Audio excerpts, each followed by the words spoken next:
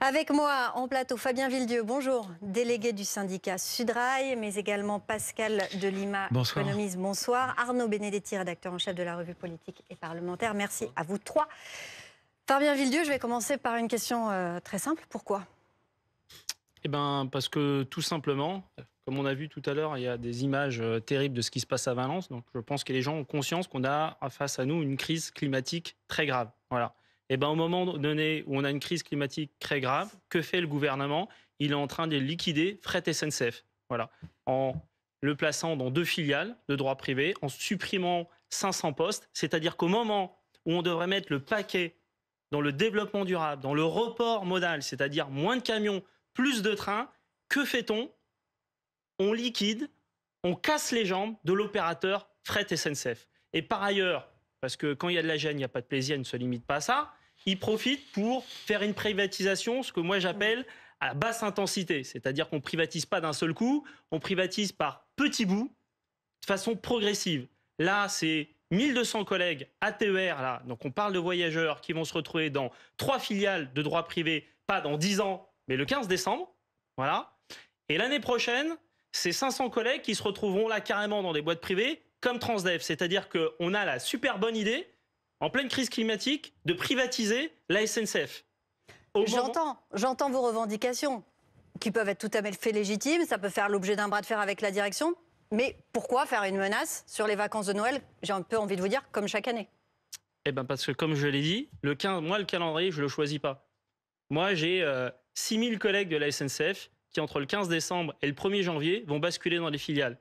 Donc, ça, c'est pas moi qui choisis le calendrier. C'est le gouvernement qui nous l'impose. Non, mais par contre, ce que vous choisissez, c'est de faire une menace sur les vacances de Noël chaque année. Moi, ce que je choisis, c'est de faire un rapport de force au moment où les collègues vont basculer. Mais je vais dire quoi, mes collègues? Et vous allez dire quoi à vos clients? Attendez, moi, je suis représentant du personnel. Donc les clients, c'est pas grave. Non, d'abord, les clients, c'est des usagers. D'ailleurs, lorsqu'on parle de grève, on parle toujours d'usagers. Et moi, je tiens à ce qu'on parle d'usagers. Moi, j'ai 6000 collègues qui vont se retrouver dans des filiales. Je vais leur dire, pas de bol. Tant pis pour toi. Tu vas te retrouver dans une filiale, peut-être même tu vas être privatisé. Mais par contre, il faut surtout pas faire grève. Parce que dès qu'on fait grève, c'est SNCF bashing, c'est grève bashing, c'est en permanence. Il y a un droit de grève en France, c'est normal. Le problème, c'est le droit de grève chaque année à Noël. Non, c'est pas le droit de grève chaque année. Parce que c'est le moment. C'est pas le droit de grève. Alors depuis 2018, c'est quasiment chaque année. Il n'y a pas, ce n'est pas vrai. L'année dernière, il n'y a pas eu parce que vous n'êtes pas arrivés à tous vous entendre ensemble. Oui, sauf qu'il n'y a pas eu de grève l'année dernière. Et il y a 2 ans, mais c'est pas faute d'avoir voulu. C'est un collectif de contrôleurs, ça vous aura pas échappé, qui était à l'initiative. Donc c'est pas vrai que tous les ans il y a une grève à la SNCF. Par contre, tous les ans, il n'y a pas le début de la privatisation de la SNCF et c'est ce qui est en train de se passer cette année. Fabien Villedieu, on va quand même remettre les choses à leur place. Vous faites un premier coup de semonce le 21 novembre, c'est bien ça? Oui. C'est dans l'espoir, bien évidemment, de ne pas devoir aller à la deuxième date et à cette grève illimitée. Évidemment, et puis je rebondis sur ce que dit monsieur. En fait, ce que ça veut dire, c'est qu'on peut gagner. Parce que nous, on fait pas Parce de grève que vous savez faire. que le contexte est favorable aussi. Oui, on a un contexte qui est favorable, effectivement. Il y a des mobilisations sociales un petit peu partout. Hasard du calendrier, c'est le moment où ils choisissent de liquider Fret SNCF et de basculer 6000 cheminots dans des filiales.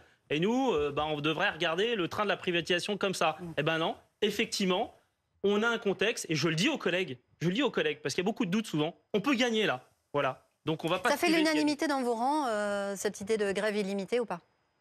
Bon, on verra bien déjà le 21, il y a au moins l'unanimité des organisations syndicales. Voilà, c'est quand même suffisamment rare pour pouvoir être... il y a tous les syndicats. Et pourquoi il y a l'unanimité? Parce que l'heure est grave. Voilà, les enjeux sont très importants. Privatisation, d'ailleurs, je tiens quand même à dire qu'au moment, ironie de l'histoire, où la Grande-Bretagne, qui est le premier pays à avoir privatisé son système ferroviaire, renationalise en ce moment.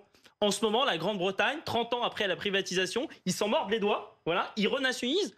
Et nous, on irait à la privatisation. Mais quoi, il y a pas Internet au ministère des Transports? Ils ne se rendent pas compte de ce qui se passe de l'autre côté de la Manche?